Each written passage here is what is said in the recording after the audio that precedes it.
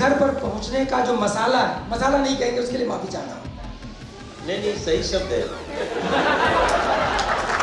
मसाला होता है क्या?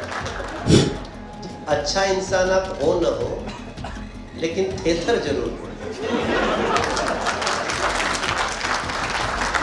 थेथर से क्या होगा? आपको कोई इंसल्ट कर दिया, अरे वाह क्या बना के लाया, अच्छा बात, तो भी उसको बुरा नहीं लगे। थेथर होना। नेपोटिज्म सिर्फ पॉलिटिक्स में और कहीं नहीं है, सिनेमा में भी बहुत है। तिरस्कृत हुए गाना गाने के लिए, एक्टिंग करने के लिए नहीं तिरस्कृत हुए। वो तो गाना गा के मैं इतना बड़ा स्टार बन गया कि मैं खुद ही प्रोड्यूसर सेलेक्ट कर रहा था तुम्हारे साथ पर। तो ये भी ईश्वर ने समय दे दिया, अच्छी बात। अपने संघर्षों के दिनों को भी बचा के रखो, सफलता के बाद वही सबसे अच्छे नजर आते करते हैं। इसमें जो विजेता होंगे उनको मैं कहीं ना कहीं तो थोड़ा सा एक चांस तो दिलवाने की कोशिश करूँगा कि जो विनर होंगे मैं उनकी फिल्म्स को विशेष तौर से देख करके किसी अच्छे जगह पे उनको पहुंचाने की एक प्रयास करूँ। नैन लड़ जाई हैं तो मनवा माँ कसक होइबे करी। तारा बाबूजी के नाम का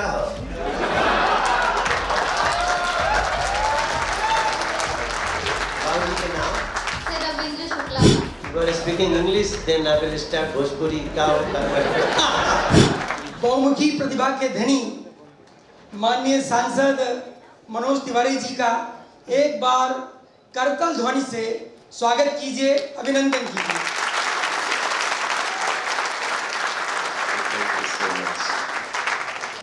मनोज जी, मेरा पहला सवाल आपसे है, क्योंकि ये हम लघु फिल्म फेस्टिवल ऑर्गेनाइज कर रहे हैं, तो हम आपसे जानना चाहते हैं कि सिनेमा जो है वो समाज का दर्पण होता है, लेकिन क्या लघु फिल्में, शॉर्ट फिल्म भी समाज का प्रतिनिधित्व कर पा रही हैं या नहीं कर पा रही हैं? एक तो मैं धन्यवाद देता हूँ जो हमारी कालकोटिया यूनिवर्सिटी में greater Noida short film festival चल रहा है। इसके पीछे जितने भी लोग हैं उनसे तो मेरी मुलाकात हुई थी, मगर एक व्यक्ति ऐसे हैं जो उन लोगों से हमें जोड़े, और वो माननीय अरुण जी हैं। उनको मैं धन्यवाद करना चाहता हूँ।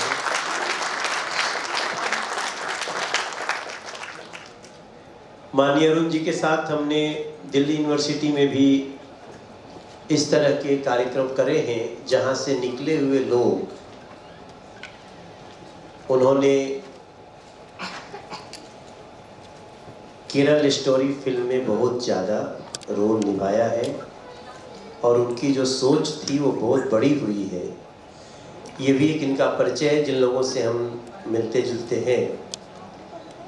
अब हम आते हैं आज के विषय पे। धन्यवाद आप सबको। आप सब रजिस्ट्रेशन करके इसमें आए हैं। कुछ पुरस्कार जीतेंगे भी, कुछ नहीं जीत के भी जीतेंगे। हमेशा पुरस्कार जीतना ही जीत नहीं होती है दोस्त। कई बार हमको लगता है अरे हम ये कर लिए होते तो ये हो गया होता, और वो जो टीस रहती है ना, वो न जाने कितने बड़े जीत दिला देती है आपको। इसलिए जीत इम्पोर्टेंट है, मगर जीत के भी कई बार जीता जाता है। तो आप सब आगे बढ़ेंगे। हम लोग शुरुआत ही कर रहे हैं कैसे सवाल से कि सिनेमा समाज का दर्पण है। बिल्कुल दर्पण है, इसमें कोई दो राय है ही नहीं। लेकिन कुछ लोग दर्पण में सिर्फ अपना ही चेहरा देखते हैं वो समाज दिखता नहीं उसमें। इसलिए कहते वो भी है कि सिनेमा समाज का दर्पण है, मगर वो जो दिखाते हैं वो शायद उसके लिए होता है कि दर्पण कभी कभी झूठ भी बोल देता है। हमें ये कहने के लिए प्रेरित होना पड़ा जब हमारे भारतीय सिनेमा को 100 साल हो गए। हम 100 साल के बाद चल रहे हैं। भारतीय सिनेमा के 100 साल हो गए थे 2012 में, अगर मैं ठीक से याद आ रहा है, क्योंकि तब तमिलनाडु में अम्मा कही जाने वाली जयललिता जी ने एक बहुत बड़ा कार्यक्रम किया था और देश के 44 लोगों को उसमें सम्मानित किया गया था। उसमें मैं भी एक था, उसमें मैं भी एक शामिल हुआ 100 साल के सिनेमा के सफर में। तो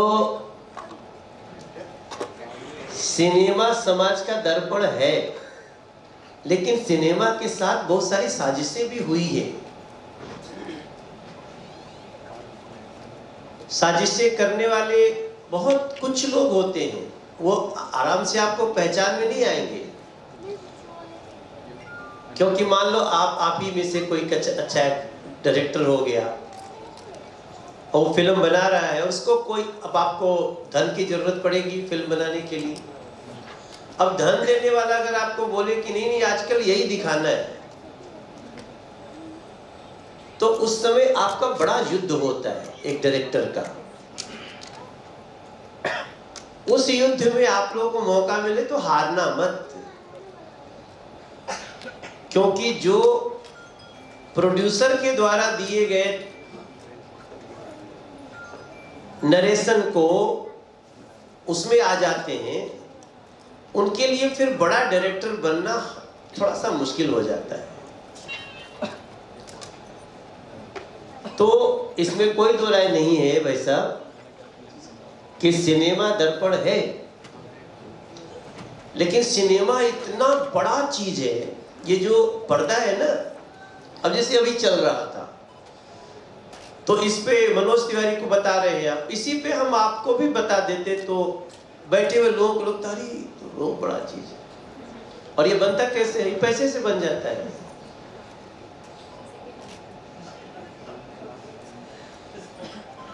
हम सिनेमा फ्रेटर्निटी से हैं, लेकिन हम सिनेमा के पर्दे पे कई बार देखते हैं कि बहुत बड़े बड़े चरित्र हैं, वो सिनेमा के चरित्र हैं, वो अपने जीवन में भी वैसे ही चरित्र हैं, इसका दावा नहीं किया जा सकता।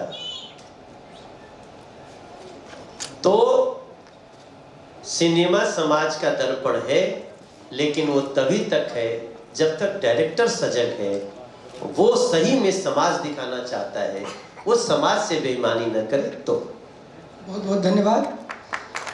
मुझे लगता है कि दूसरे सवाल की तरफ बढ़ना चाहिए। हम सभी को मालूम है कि मुख्य धारा की जो फिल्में हैं उनका जो, अच्छा एक सेकंड मैं तुरंत रह गया, वो डॉक्यूमेंट्री हो या फिल्म हो, सब दर्पण है जी। कभी भी छोटा बड़ा नहीं समझिएगा। 3 मिनट की फिल्म बवाल मचा सकती है, पूरे उद्वेलित कर सकती है दुनिया को।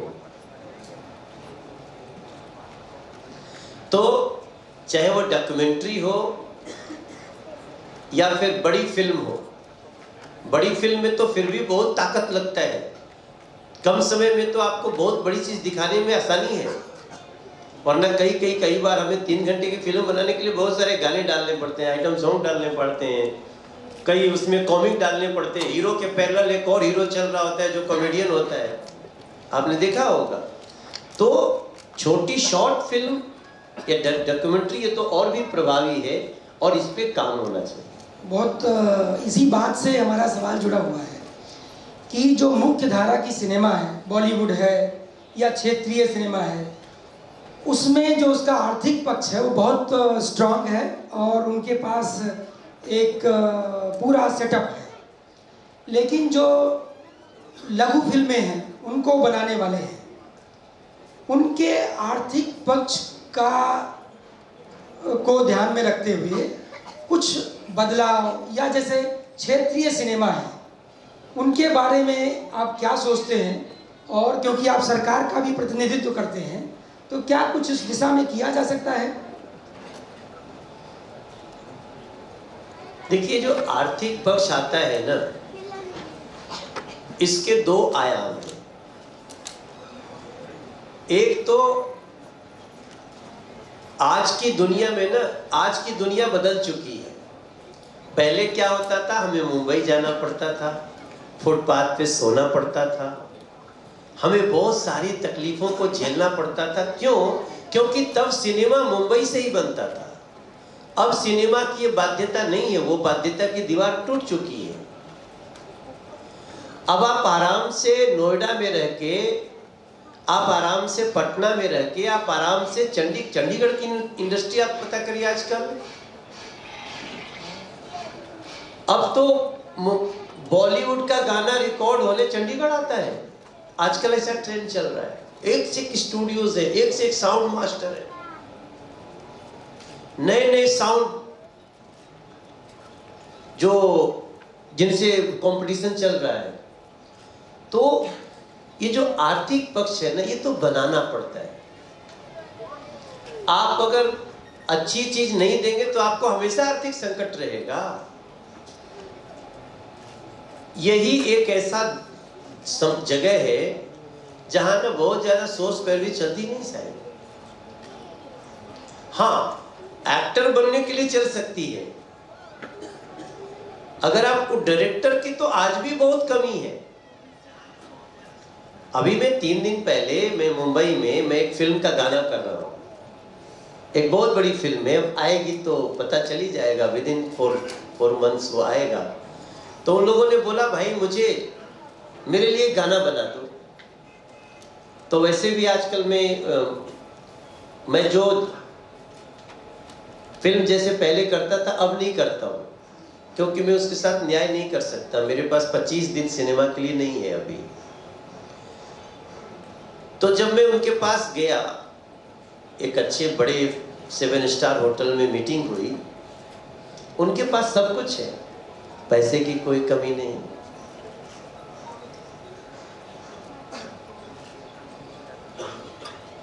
बस कमी क्या है? आइडियाज की कमी है, नई चीजों की कमी है।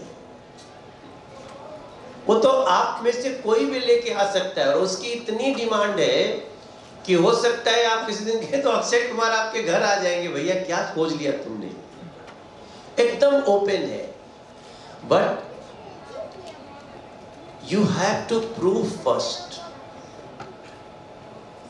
पहले हम लोग जो सिनेमा के डायरेक्टर होते थे क्या करते थे? किसी को पैसे वाले को पकड़ते थे जो बड़ा प्रोड्यूसर होता था। अब प्रोड्यूसर जरूरी नहीं कि कई फिल्में बना के हो, वो प्रोड्यूसर पैसा कमाया हुआ है, डायरेक्टर ने उसको कन्विंस कर लिया, चलो भाई तुम लगाओ। और पता चला कि वो डायरेक्टर सीखने में उनको भी डुबा दिया और फिर दोबारा तो जिंदगी में कोई बात नहीं हुई, दुश्मनी हो गई अलग।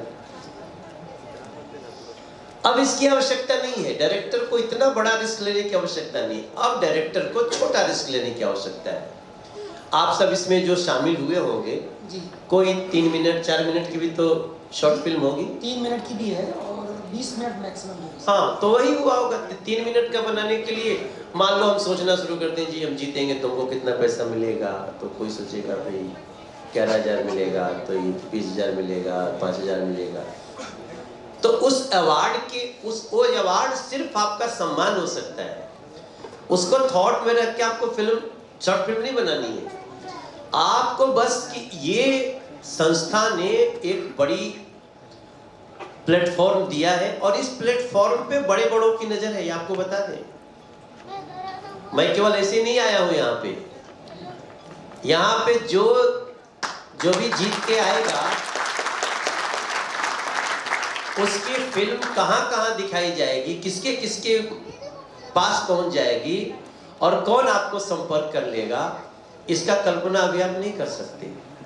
हम भी करने वाले हैं। हम ठीक है, हम फिल्म नहीं कर रहे हैं लेकिन हम गाना तो कर ही रहे हैं, म्यूजिक कर रहे हैं दूसरों के लिए। अब ठीक है, मैं तो ये जिया हो बिहार के लाला जो गाना बज रहा था, तो इसकी स्टोरी को भी आप जाके देखिएगा। गाना जो लिखा था वही थोड़ी मैं गाया हूँ, मैंने अपने मन से भी कई लाइन गा दी। तो जब गाया तो अनुराग कश्यप इसके डायरेक्टर थे, स्नेहा खानवलकर इसकी म्यूजिक डायरेक्टर हैं। तो अनुराग भाई उस समय स्टूडियो में मौजूद थे जब मैं गाना गा रहा था। आप making of gangs of Wasseypur जिया हो बिहार के लाला को भी देखेंगे तो गाना क्या होता है ना कि वो लूप पे चलता है, म्यूजिक पहले बज जाता है। अब वो समय नहीं है कि सारे लोग एक साथ बैठते हैं, एक गलती हुई तो सबका निरस्त हो गया। ना ना ना, अब तो हर आदमी सिंगल आता है, बजा के जाता है। वो भी कई कई बार तो इंस्ट्रूमेंट से ही ऐसे साउंड आ गए, बहुत कुछ बच जाता है।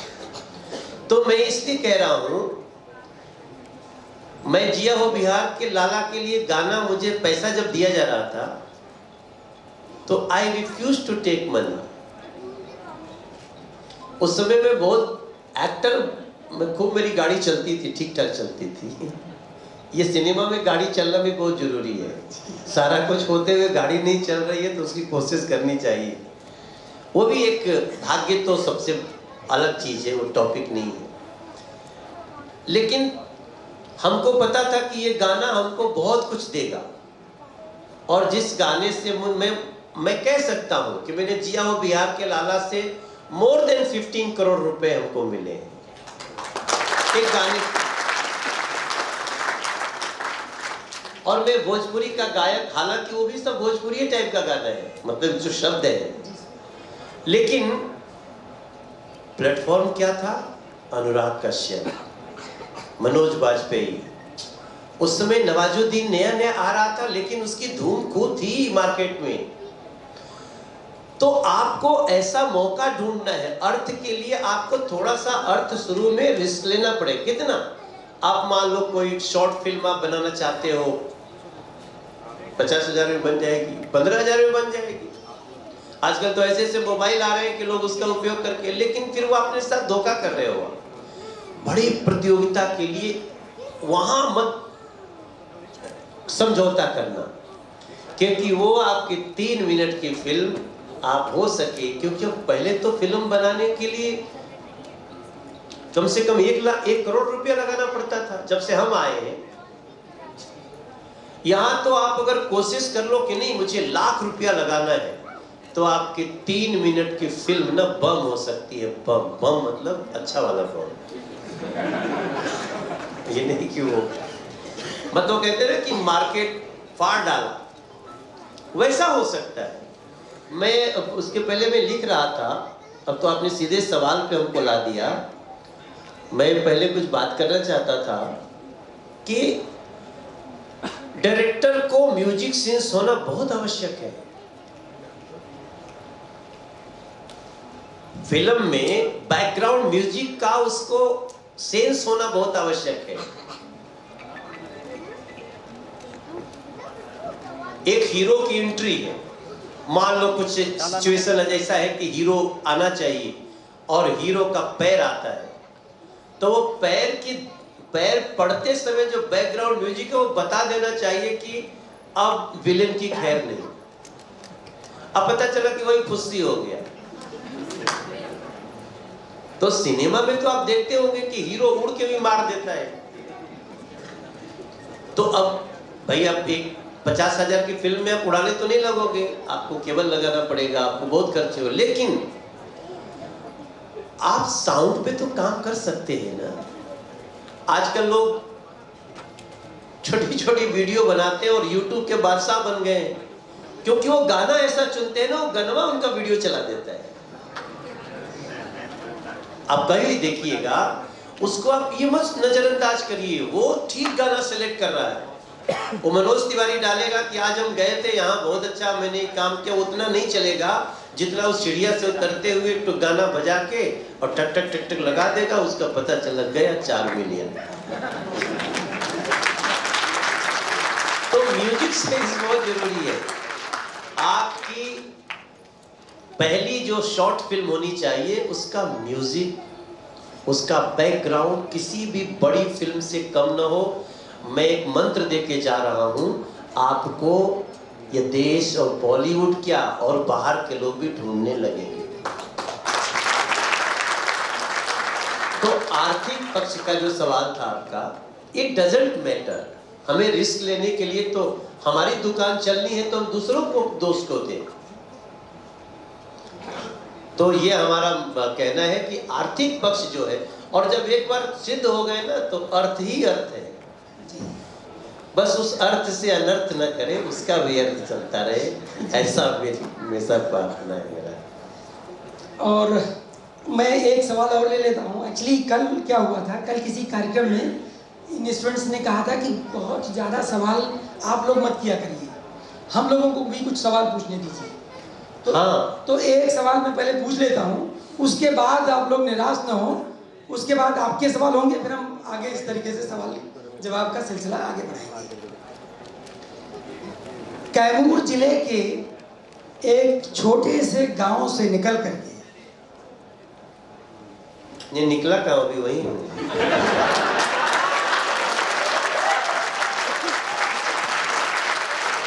यही कमाल है, यही कमाल है, मैं इसी को जोड़ने वाला था। मैं गांव में अभी हम लोग 120 बीघे के किसान हैं, तो मेरी माँ जो है ना वो ट्रेडिशनल खेती के अलावा कुछ नहीं करने देती है, तो मैं अलग से गांव में अभी फिर ज़मीन खरीदा हूँ और मुझे प्रयोगात्मक खेती करनी है, तो मैं अभी गांव से निकल नहीं गया हूँ। जी जी, गांव में हूँ। तो यहाँ से जब आप निकल करके जिस भी फील्ड में आपने कदम रखा उसमें आप शिखर पर पहुँच गए, तो इस जो शिखर पर पहुँचने का जो मसाला है, मसाला नहीं कहेंगे उसके लिए माफ़ी चाहता हूँ। नहीं सही शब्द है, मसाला होता है। ठीक है, तो उस शिखर पर पहुंचने के लिए एक इंग्रेडिएंट है, मसाला ही है, जिसे कहते हैं कि बहुत अच्छा इंसान होना, वो कितना महत्वपूर्ण है। वो तो बाद में जरूरत पड़ती है। शुरुआत में तो आपको अच्छा इंसान आप हो न हो, लेकिन थेथर जरूर हो। थेथर से क्या होगा, आपको कोई इंसल्ट कर दिया, अरे वाह क्या बना के लाया, अच्छा बात, तो भी उसको बुरा नहीं लगे। थेथर होना चाहिए उसमें, उस किसी के तिरस्कार में, किसी के झिड़की में, किसी के द्वारा कुर्सी न दिए जाने में भी ये ढूंढता हो कि कैसे देगा, हमें क्या लाना है अपने अंदर। नहीं तो पहले दिन गुस्सा आ गया, मारपीट कर लेगा, पता चला वो गांव का थोड़ा सा गुस्से लड़का है, या थोड़ा सा वो क्या बोलते हैं उसको, इगोइस्टिक है। तो ईगो नहीं रखो। शुरुआत में ये शब्द मैंने थेथर जानबूझ के कहा, गलती से नहीं बोला हूं, क्योंकि आप जब शुरुआत करेंगे तो गलतियां भी होंगी, और जो सफल हो चुका है उसके पास आप जाएंगे कुछ काम के लिए, तो उसको आपको जानता भी नहीं, उसकी गलती नहीं है, उसको क्या पता कल आप सुपरस्टार बनने वाले हैं। तो उसको बर्दाश्त करने वाला होना चाहिए। हाँ, ये भी एक प्रकार का अच्छाई ही है आदमी में। लेकिन मेरा मानना है, मैं ना जीवन अपने पूरे पीछे 30 साल के जीवन को देखता हूं, तो मुझे 2 लाइन का एक फॉर्मूला आता है, उसको मैं बोलता हूं KT with double H, keep trying with humility and honesty. उसी को हमारे बहुत बड़े बड़े लोगों ने कहा है, चरे वेती, चलते रहो। उसी को भी वर्तमान में नरेंद्र मोदी जी ने कहा कि हम ना थके हैं ना रुके हैं, ऐसे कहते हैं ना कई बातें। तो वो जो मोटिवेट करते हैं वही चीज है कि हमें कीप ट्राइंग, कोशिश करते रहिए। जरूरी तो नहीं है कि हमको ऐसा फॉर्मूला बता दें कि आपको सफलता 100% मिलेगी, लेकिन आपके सारे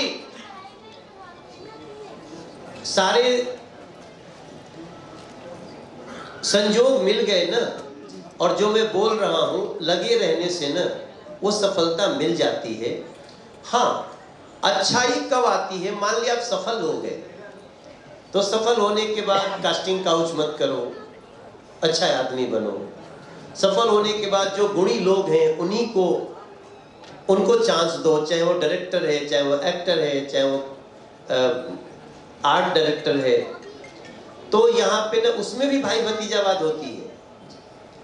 नेपोटिज्म सिर्फ पॉलिटिक्स में और कहीं नहीं है, सिनेमा में भी बहुत है। और सिनेमा में तो बड़ा आसान होता है करना, क्योंकि फिल्म बनाने के लिए पैसा बहुत बड़ी चीज है। तो जिसके पास पैसा है वो कह लेता है मैं अपने ही बेटे को हीरो बनाऊंगा। कई बार जब ये बहस होती है तो मैं बोलता हूँ देखो इसका रास्ता कुछ और निकालो, आपके गाली देने से वो नहीं रुकेगा। उसको अपने बेटे को हीरो बनाना है, उसको अपने बेटी को एक्ट्रेस बनाना है, उसको अपने बेटे को बड़ा डायरेक्टर बनाना है। तो आपको क्या करना होगा, छोटे काम से शुरू करो, धीरे धीरे उसको लग जाए कि यार ये बहुत टैलेंटेड है। तो फिर एक समय आता है जहां फिल्म हिट होनी जरूरी है। अगर अपना बच्चा भी बार बार फेल हो रहा है तो जो बड़े लोग होते हैं वो भी दूसरे को सिलेक्ट करते हैं, लेकिन तब तक आप वेट कर सकते हैं क्या? उस जगह हम बोलने की कोशिश करते रहना है। कभी किसी बात पे क्या हम भी जब गाना गाने के लिए हम 4 साल तिरस्कृत हुए, गाना गाने के लिए, एक्टिंग करने के लिए नहीं तिरस्कृत हुए। वो तो गाना गा के मैं इतना बड़ा स्टार बन गया कि मैं खुद ही प्रोड्यूसर सेलेक्ट कर रहा था तुम्हारे साथ करूँगा। तो ये भी ईश्वर ने समय दे दिया, अच्छी बात है। लेकिन गाना गाने के लिए इसी नोएडा में, तो ग्रेटर है ये ग्रेटर नोएडा है ना, तो इसी नोएडा के सेक्टर 16 में मैं 3 साल तो ठेला का पराठा खा के जिया हूँ। तो उसका मुझे दुख नहीं है। आज जब सब कुछ सफलता है ना तो ठेला वाला पराठा ही खींचता है। अपने संघर्षों के दिनों को भी बचा के रखो, सफलता के बाद वही सबसे अच्छे नजर आते हैं। स्ट्रगलिंग टाइम को कभी भी इग्नोर मत करना, फोटो खींच के रखो, वीडियो बना के रखो। अरे राहुल जी आ गए, ये राहुल जी आए हैं, राहुल गुज्जर जी हैं, थिएटर के बहुत बड़े आर्टिस्ट हैं और इनको मैंने बुलाया था यार। इनका महाभारत, इनका ये कर्ण, ये सब नाटक बहुत हिट है। तो मेरा प्रश्न को कंक्लूड कर देते हैं हम कि आपको अच्छा आदमी तो बनना ही पड़ेगा, लेकिन किस प्रकार का अच्छा? आप बात बर्दाश्त कर सको, तिरस्कार बर्दाश्त कर सको, उसके बाद भी कोशिश करते रहो। जब आप बड़े बन जाना ना, तब तो आपको बहुत अच्छा आदमी बनना चाहिए, तब आपको अच्छा आदमी। धन्यवाद। अब हम ऑडियंस से एक सवाल लेना चाहेंगे। अगर किसी को कुछ सवाल पूछना है तो हाँ। अच्छा, इसके पहले मैं कुछ बोल दूं? जी जी जी। मैं देखिए, फिल्म कई तरह की होती है। फिल्म, अब आप कैसी फिल्म बनाना चाहते हैं ये भी आपको डिसाइड करना है।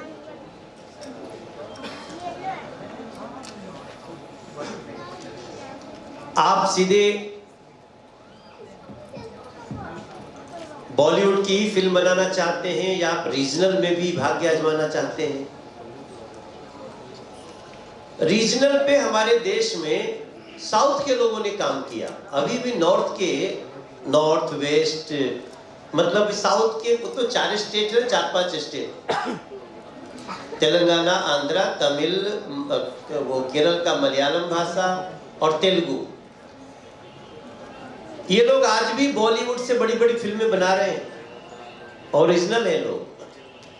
मैं कई बार साइमा फिल्म अवार्ड्स में जाता हूँ, south Indian movies awards, Malaysia, ऐसे। तो मैं आप सबको एक बात बोलना चाहता हूँ कि आप रीजनल को हल्का नहीं समझना। आप रीजनल भाषा में भी जाइए, शॉर्ट फिल्म बनाइए, छोटी फिल्म बनाइए, और उसके लिए ग्राउंड की चीजों को स्टडी करना शुरू करिए। आजकल टीवी पे आप लोग देखते होंगे, कभी कभी प्रधान, किसी महिला प्रधान पे सीरियल बन गया, सुपरहिट हो जाता है, तो वो जो अंदर जाएंगे ना कि बनाया किसने, वो पक्का एक गांव का आदमी होता है। तो जरूरी नहीं है सिनेमा बनाने के लिए कि आप गांव के आदमी हैं, लेकिन आप गांव को जान सकते हैं क्या? गांव को स्टडी कर सकते हैं क्या? भारत के रीत रिवाज को समझ सकते हैं क्या? जैसे मेरी फिल्म में एक बार मेरा डायरेक्टर से झगड़ा हो गया। वो जो है हाफ पैंट में हीरोइन को नचाने लगा। गांव में हम लोग हैं, तो हम क्या, हाफ पैंट लड़की पहनेगी गांव में तो बहुत मारेगा लोग। अगर लड़का कौन, तो बोलते हैं कि नहीं नहीं सर ये तो क्या है, जमाना बदल गया। हमके तो मेरे यहाँ थोड़ी बदला है। वो कैरेक्टर अगर शहर में जाता है तो फिर बदलेगा। अब वो फिल्म डब्बा हो गई। आपको कोई मारने तो नहीं आया, लेकिन विंडो पे ना बुक टिकट खिड़की पे जहां भाग्य आपका चमक सकता था, वहां आपको परमानेंटली मार दिया। बड़े बड़े डायरेक्टर और प्रोड्यूसर को और एक्टर लोगों को भी कभी सनक चढ़ जाती है, नहीं नहीं ऐसे ही चलता है। अच्छा तो चला लो, पता चला वो अपने घर में बैठे हुए। अब उनकी भी नजर ऐसे कंपटीशन में रहती है कि यार कोई ऐसा टॉपिक ला दे जो चल जाए। तो उसका ध्यान रखना चाहिए कि आपको किन किन फिल्मों पे फोकस करना है। ये मैं आप सबसे स्पेशली बोलना चाहता हूँ, आप रीजनल पे जरूर फोकस करें। हम ग्रेटर नोएडा में हैं, एक बहुत बड़ी योजना पे योगी आदित्यनाथ जी की सरकार काम कर रही है, और जिस दिन वो बन जाएगा ना, यहाँ बैठे हुए किसी को बिना काम के नहीं रहना पड़ेगा। ढूंढ ढूंढ के लाएंगे और पूरी दुनिया आएगी। क्योंकि धीरे धीरे क्या हो रहा है ना, अभी देखिए, अभी तो इंडिया में ही 750 करोड़ 800 करोड़ की फिल्म बनने लगी। लेकिन फिल्म बनाते समय में ध्यान रखना है कहीं आदि पुरुष के नाम पे डब्बा गोल न कर दें।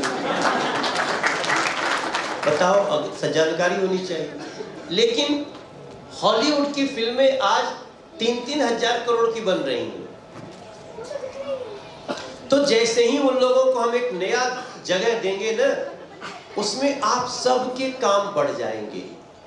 तैयार करके रखिए कि जितने लोग यहाँ रजिस्टर्ड हुए ना, जीते ना जीते, रजिस्टर नंबर जरूर लेके रखिए, ताकि ये लोग जब हमारे, मुझे लगता है कि आने वाले दिनों में ग्रेटर नोएडा पूरे वर्ल्ड सिनेमा का फोकस बनने वाला है, पूरे वर्ल्ड सिनेमा।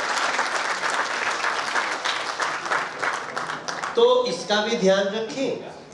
और एक तो क्या लिखिए क्यों भुला गया।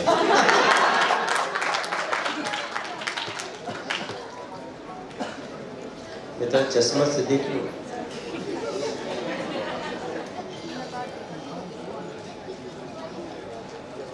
हाँ, पहले तो लोगों को सिनेमा हॉल खोजना पड़ता था अपनी फिल्म रिलीज करने के लिए। आज तो सबके हाथ में सिनेमा हॉल है। यूट्यूब, कितनी दुनिया सरल हो गई है। अभी कल ही हमारे साथ एक घटना घटी। एक आदमी आए, वो महात्मा जी थे, तो आए एक दिन। तो अब हम लोग का घर तो आते रहते हैं लोग, तो मैं प्रणाम किया, अच्छे से उनको फोटो खिंचवाया और चले गए।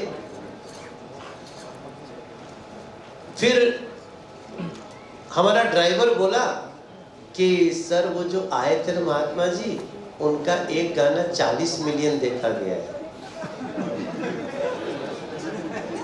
मेरा तो माथा टनक गया। मैंने कहा दिखा, तो तुरंत खोल दिया और देख रहा हूँ 49 मिलियन हो गए, 40 ही हो गए। अब मैं पूछ रहा हूँ यार पता करो पंडित जी कहाँ गए। और फिर मैं जब उनको फोन कराया तो बड़े खुश हुए, अरे मनोज भैया आपका फोन आया, इतना ही सो हैप्पी। हम कहे कि महाराज वो आप वही हैं जिनके गाना 49 मिलियन 50 मिलियन लोग देख रहे हैं। बोले हाँ भैया लोग देखते हैं, अब बड़ा प्यारा बोलते हैं, बहुत मन उनका अच्छा है। फिर मैंने उनको बुलाया और कल मैं उनके साथ 2 घंटा बैठा। मैं पता कर रहा था कि इनका क्या ऐसा चीज है जो 50 मिलियन लोग देख रहे हैं। अपने अंदर वो लाइए। आपके फिल्म में, आपके कथानक में, आप जिस उस कथानक के लिए जिस भी एक्टर को एक्ट्रेस को कास्ट कर रहे हैं, उसमें अगर उसमें आपने यारी दोस्ती कर ली ना, तो फिर हमारा दोस्त मत देना, फिर यू आर वेस्टिंग टाइम। बड़ा क्रूर है सिनेमा की दुनिया। हमारा अपना बच्चा भी अच्छा एक्टिंग नहीं करता है ना, तो हमारा नुकसान ही करेगा। इसलिए न्याय करो, बी ए गुड जज। और इवन मैं तो बोलता हूं कि एक्टर एक्ट्रेस को भी जज होना चाहिए अपना। झूठे माई बाबू का पैसा भिजवा के, खेत भिजवा के चले आते हैं एक्टिंग करने। कई लोग आए हमारे पास। तो मेरा मानना है कि एक YouTube का जो चैनल आया है, ये आपको इतना बड़ा, क्योंकि जब मैं ये नहीं कर रहा हूं जिंदगी भर YouTube पे ही रहो, क्योंकि अभी आप YouTube पे डालेंगे तो आपको कम पैसा मिलेगा, लेकिन वही जब सिनेमा आया करके फिर वो YouTube पे आएगा, तो सिनेमा का YouTube का रेट भी अलग है। आप डाल देंगे कुछ भी, उसका अलग रेट है, हम डालेंगे हमारा अलग रेट है। YouTube भी अलग अलग आदमी देख देख के पैसा देता है, लेकिन प्लेटफॉर्म तो अच्छा है। सो आपको वो संघर्ष अब आपके जीवन में नहीं है कि हमारा चीज कैसे चलेगा, तो उसका भी आप ध्यान रखें। और बाकी मैंने म्यूजिक सेंस का तो आपको बता दिया है, और इसके बाद रीजनल पे फोकस करिए, ये हमारा आपको सुझाव है, क्योंकि मैं उसका उदाहरण हूं और मैं बहुत प्रयोग करता हूं। मैंने जीवन में बहुत प्रयोग किए। आपने कहा था कि आप आगे चले गए, अभी हर जगह मैं टॉप पे नहीं गया हूं, हर जगह टॉप के आसपास हूं। एक जगह टॉप पे चले दूसरी जगह जा नहीं सकते, तो वो अच्छा था कि हम थोड़ा करते रहते हैं। लेकिन आप देखिए, जब हमारे भोजपुरी में सब लोग गाना गा रहे थे, टिकुलिया चुनरिया ये सब में, तो मैं गाना गाता था भ्रूण हत्या का। सोचा ना? अब हमारे जो वादक होते थे बोलते थे, भैया क्या गाओ तड़ो, ये सुनी। मैं जैसे 1996 में मैंने गाना बनाया कि अगिया दहेज के कैसन तेज हो गई, बेटी जनमावल परहेज हो गई।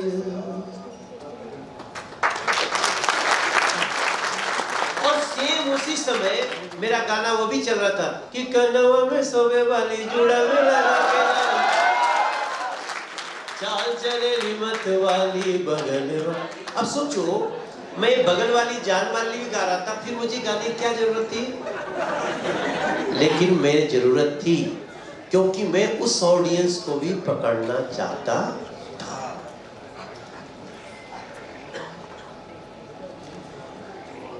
अब हमारे जीवन में उसका फायदा हुआ।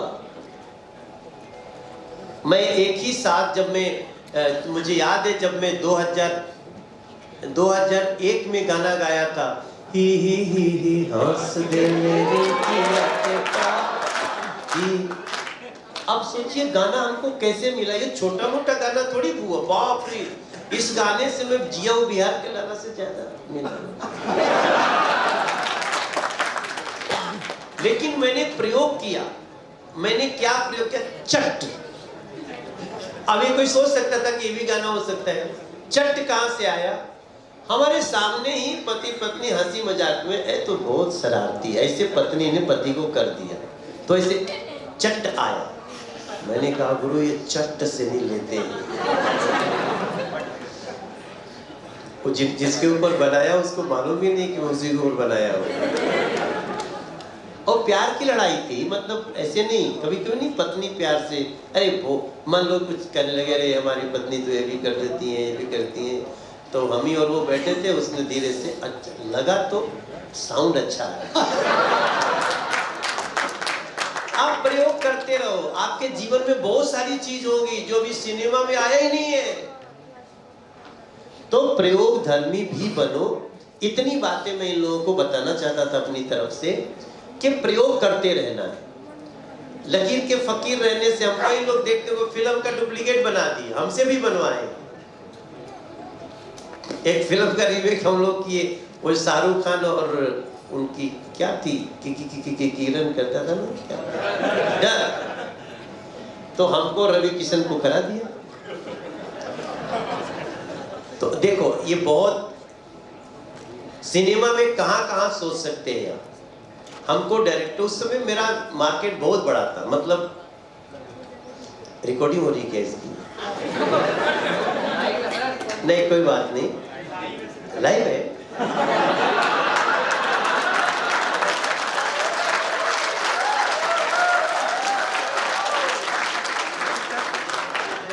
अच्छा, तो मतलब उसमें मुझे बहुत पैसे मिलते थे फिल्म में। रवि उस समय थोड़ा, आप समझ गए होंगे आप। तो हमारे पास डायरेक्टर आए, बोले सर आप वो शाहरुख वाला रोल करेंगे या सनी देओल वाला? तो मैंने फिल्म मंगवाई, फिर देखी, तो फिल्म में था कि जो शाहरुख का कैरेक्टर था वो दूसरे की पत्नी के पीछे पूरे फिल्म में पड़ा रहता है। तो हम सोचे ऐसा कैरेक्टर तो हमारे यहाँ बहुत मार खाएगा। अच्छा वो मार खाता भी उसमें। मैंने कहा मैं सनी वाला करूँगा।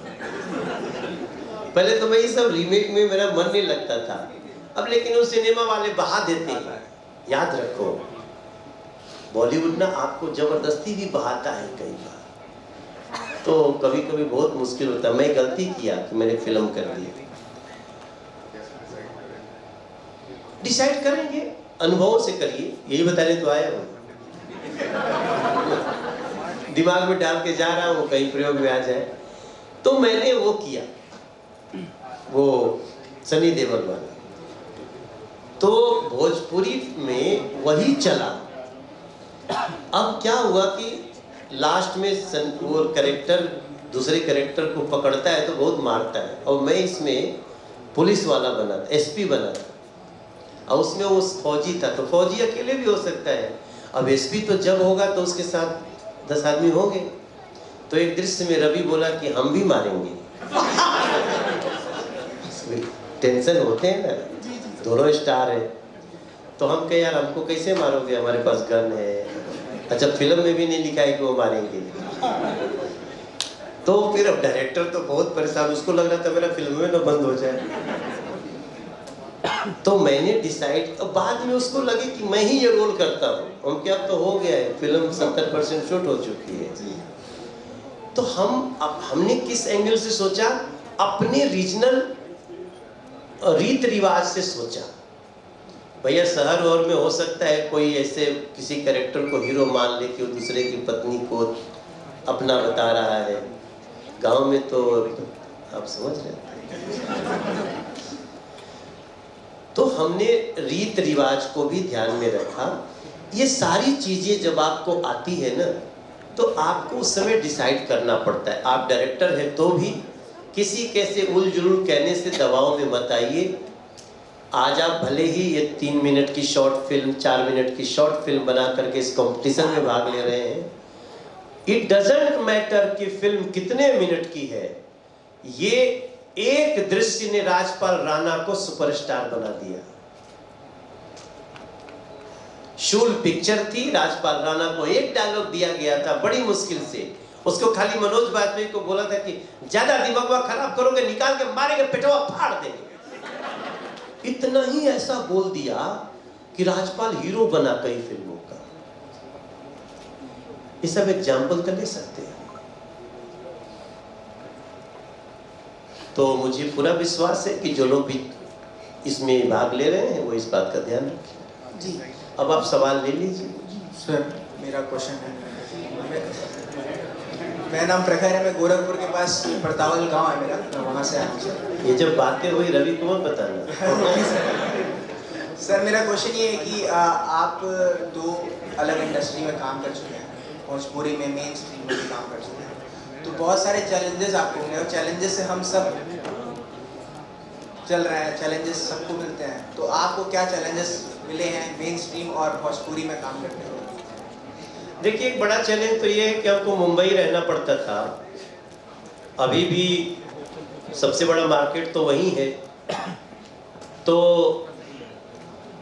उस चैलेंज को आप कैसे देखेंगे वो एक समस्या है। और वहाँ रहेंगे तो आपको फिल्म हिट होने से पहले घर चाहिए, इसीलिए लोग छोटे छोटे कोठरी में रहते हैं। और दूसरी हमारी जो चैलेंज थी कि हमको अपने परिवार से दूर रहना पड़ता था। हम तो सिनेमा के एक्टर थे, तो भी माता पिता गांव में रह गए। तो ये थोड़ी बहुत समस्याएं आती हैं, लेकिन जो अंतिम सबसे बड़ी समस्या है मौका, अवसर पाने के लिए ही मैं आप सारी बातें आज आपको बता रहा हूँ।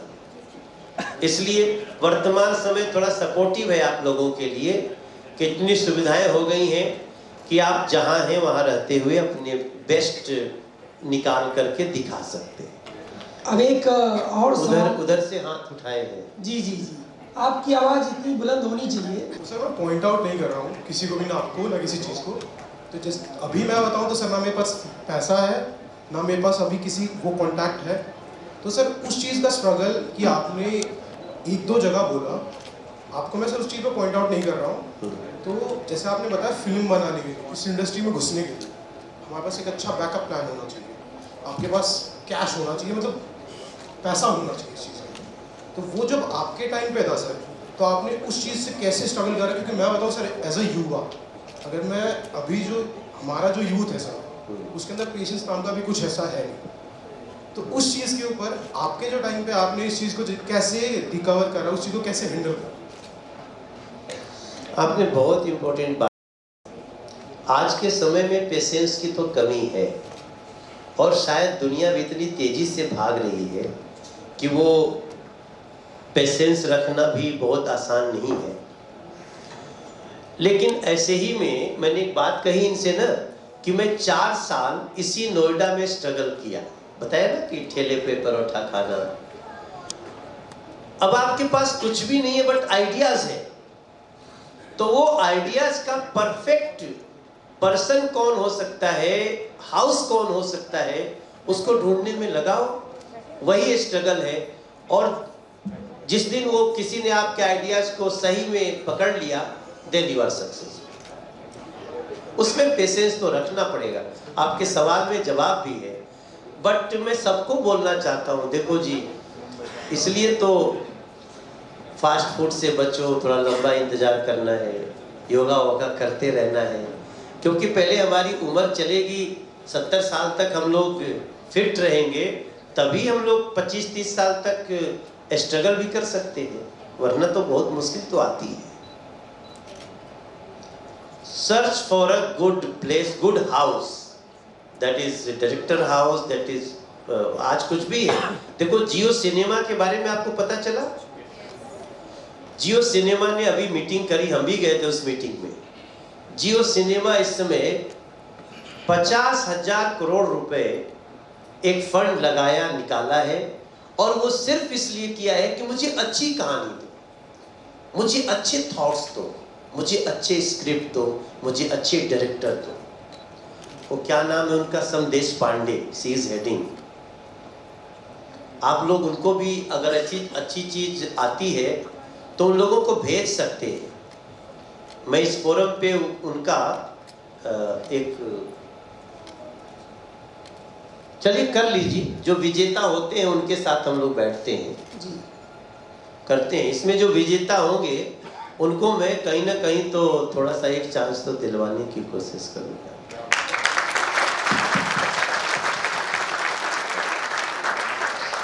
एक सवाल मुझे लगता है कई दिनों से चल रहा है, काफ़ी दिनों से पूछा जा रहा है कि जो ये OTT प्लेटफॉर्म्स हैं, इनके ऊपर ऐसा कंटेंट आ रहा है कि लोगों को देखना है, लोग देखना चाहते हैं, जो हमारे संस्कृति और हमारी विचारधारा से विपरीत है। और वो उसकी समस्या है कि हम मोबाइल फ़ोन में देखते हैं, बहुत सारी चीज़ें हैं, लेकिन ये हमारे मन मस्तिष्क को दूषित कर रहा है। इसके बारे में अगर आप कुछ। मैंने शुरू में आपसे कहा ना कि सिनेमा समाज का दर्पण है, लेकिन कुछ लोग दर्पण का रुख ही बदल देते हैं, तो मेरा इशारा यही था। अब ऐसे कुछ लोग हैं जो डेलिबरेटली कभी किसी के कल्चर को ठेस पहुंचाने के लिए, किसी की भावना को ठेस पहुंचाने के लिए, सत्य से परे। तो OTT पे मैं इंफॉर्मेशन ब्रॉडकास्टिंग मिनिस्ट्री का भी मैं सदस्य हूँ। हम लोग इस पे अभी बहुत मजबूत कानून बनाए हैं, लेकिन सब कुछ करते हुए जब हमारी मीटिंग होती है ना, तो उन लोगों की भी अपनी अपनी समस्याएं आती हैं जो OTT पे काम कर रहे हैं। अब इसमें जो सबसे बड़ा एक सवाल आता है, जो शायद मैं कहूँगा तो कई लोगों को बुरा लगेगा, हमें वो मानस तैयार करना है कि हम ऐसे कंटेंट को इग्नोर करें, समाज खड़ा हो। लेकिन अब ये ऐसी चीज है कि विवादित चीजों को और भी ज्यादा लोग चले जाते हैं, और वो पता चला वो टेस्ट करने भी गए कि क्या दिखा रहा है, तब तक वो हिट हो गया। तो ये एक बड़ा अजीब सी दोराहे पे हम लोग हैं, लेकिन कुछ हम लोग रिस्ट्रिक्शन जरूर लगा रहे हैं, जिसका फायदा आपको हाल फिलहाल देखने को मिलेगा, जहां भारत की समाज का सही दर्पण दिखे। मुझे लगता है कि एक दो सवाल और लेते हैं, क्योंकि बहुत सारे लोगों ने हाथ उठा रखा है। देखिए, सबसे बड़ा सवाल का जवाब तो यही दे रहा हूँ कि जो विनर होंगे, मैं उनकी फिल्म्स को विशेष तौर से देख करके किसी अच्छे जगह पे उनको पहुंचाने की एक प्रयास करें। पहुंचाए एक बार पहुंचा भैया बोलो।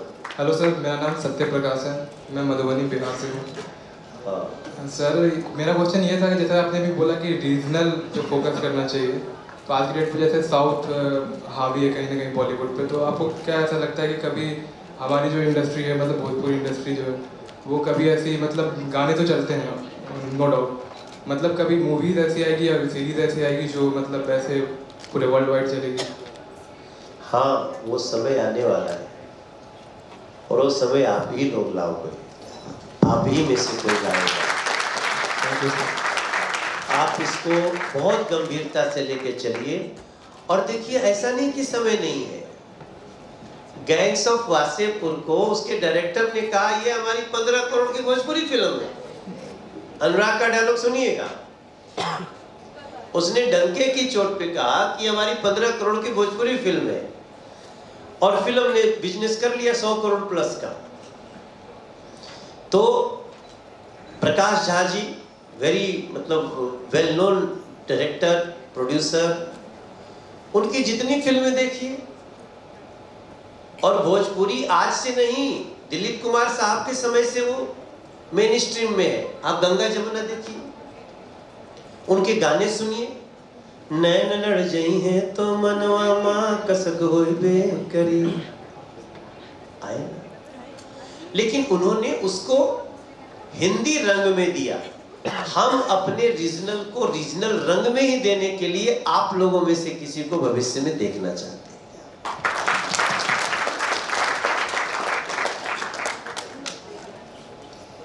अब हम एक अंतिम क्वेश्चन लेंगे।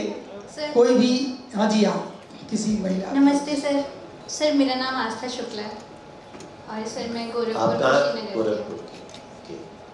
सर, मेरा ये क्वेश्चन है, जैसे जो लोग गोरखपुर बिहार से आते हैं, मेरा कोई फिल्म वैसे क्वेश्चन नहीं है, तो जो लोग गोरखपुर बिहार से आते हैं, इधर आते हैं, तो क्या होता है कि उनसे पूछा जाए ना कि आप कहाँ के हो, तो वो हिचकिचाते हैं कि हम बिहार के हैं, हम गोरखपुर के हैं।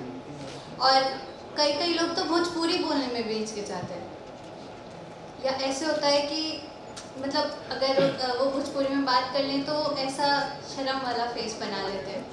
और अगर यहाँ के मोस्टली मैंने देखा है, नोएडा के, दिल्ली NCR के लोग हम लोगों को ऐसा ट्रीट करते हैं कि अरे बिहारी है, मैं बिहारी है, मतलब नॉट डायर, बट ऐसा होता है, सब लोग अग्री करेंगे। आपकी बात में बहुत सच्चाई भी है, लेकिन ये बड़े लंबे समय के साथ, इसमें किसी का दोष नहीं है, उसमें ना बहुत सारी बातें हैं। आस्था, बैठ जाओ। तारा बाबू जी के नाम का हो?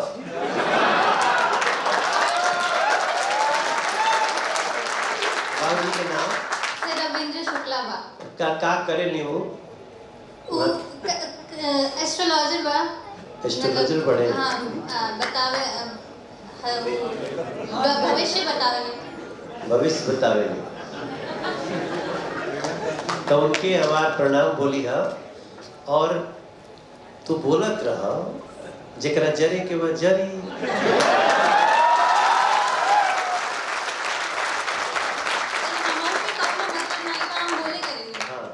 लेकिन ओकरा में सावधानी में सबको बोलता हूँ कि अब ठीक है मान ले अब हम देख लें कि सामने वाला भी जानता हो नहीं झूठे हम जबरदस्ती ना बोले कि तो कुछ अंग्रेजी बोलेंगे आप you are speaking English then I will start Bhojpuri का होता है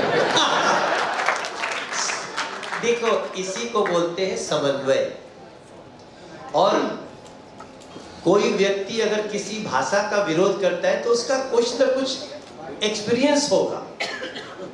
मैंने कई बार देखा है मान लीजिए अभी तक कोई उनके घर में काम करत होके तो वही दृष्टि से देखत पड़े तो ऐसा है नहीं हम तो जहां जाएगा ना 4 लाइन भोजपुरी जरूर बोल देंगे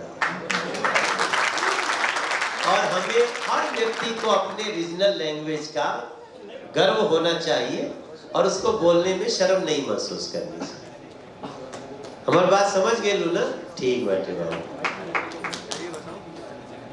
और देखो ये यहाँ पे गोरखपुर में एक रवि बहुत अच्छा काम कर रहे हैं रवि किशन हमारे मित्र वहाँ पे भी एक फिल्म सिटी का मिनी स्वरूप वहाँ पे शुरू हुआ है योगी आदित्यनाथ जी को भी उन्होंने बहुत प्रेरित किया है तो जो गोरखपुर क्षेत्र के जो लड़का लोग बांटे वो अपने क्षेत्र में भी अपन कोशिश जरूर करे और जरूरत पड़ने पर बताइए जा हमनी के तुलों के वहाँ से जोड़ देंगे। थैंक यू आपको बहुत बहुत धन्यवाद।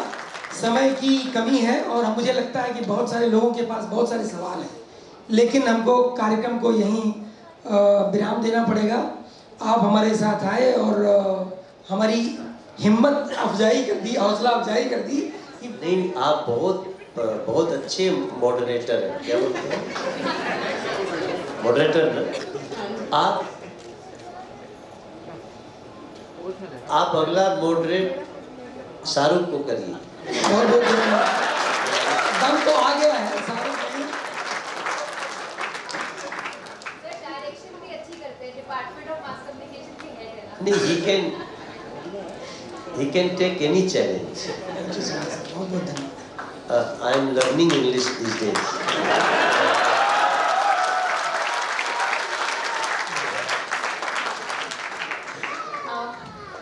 जी हमारी विशिष्ट अतिथि मनोज तिवारी जी का आभार। आप कृपया मंच पर ही बने रहें। मेरा आज्ञाराम जी जो मास कम्युनिकेशन डिपार्टमेंट के एचओडी हैं उनसे आग्रह है कि सभागार में अपना स्थान ग्रहण करें। उनके लिए हमारी तरफ से तालियां बजा दो आप लोग।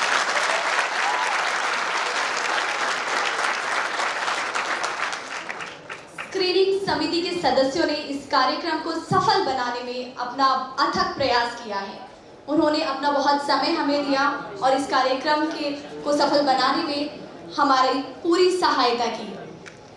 मैं सभागार में उपस्थित स्क्रीनिंग समिति के सदस्यों से कहूंगी कि यदि वे उपस्थित हैं तो अपने स्थान पर खड़े हो जाएं। Doctor Harish Kumar, Shikha Sharma, wing commander वासवान जी, कर्नल लाखन सिंह जी,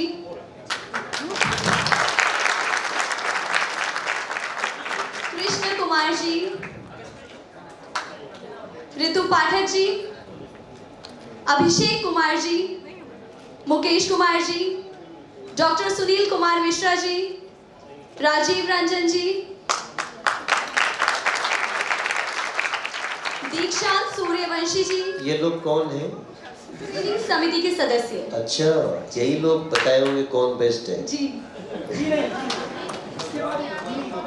जूरी ने 200 से अधिक फिल्मों को देखा उसमें से 60 फिल्मों को 2 दिन में 2 ऑडिटोरियम्स में हमने स्क्रीनिंग भी की हुई।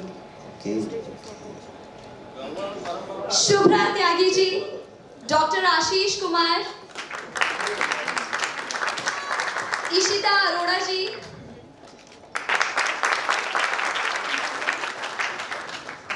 राहुल सहरोतिया जी।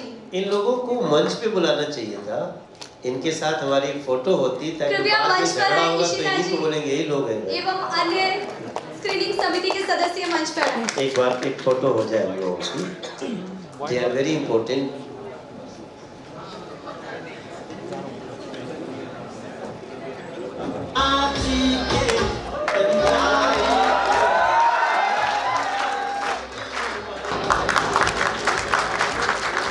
देखिए इन्होंने आपका शुभ नाम डॉक्टर राजीव रंजन कश्यप जी, इन्होंने 11 फिल्म देखी है आपकी इस प्रतियोगिता की।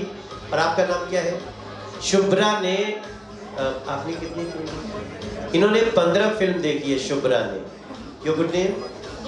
इशिता ने 25 फिल्म देखी इन्होंने।